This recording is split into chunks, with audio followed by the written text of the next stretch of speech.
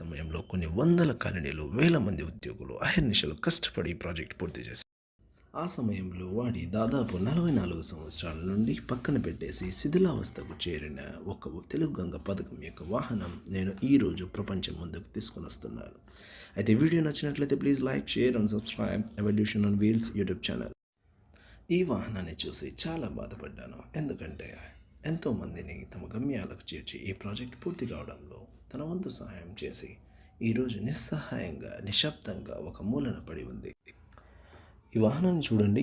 ఇక్కడ కూడా దీనికి సంబంధించి ఇంకా లైట్స్ కానీ అద్దాలు కానీ ఏవి కూడా లేవు. దీనికి సంబంధించి ఒక డోర్ ఉంది. ఇది చూడే ప్రయత్నం చేద్దాం.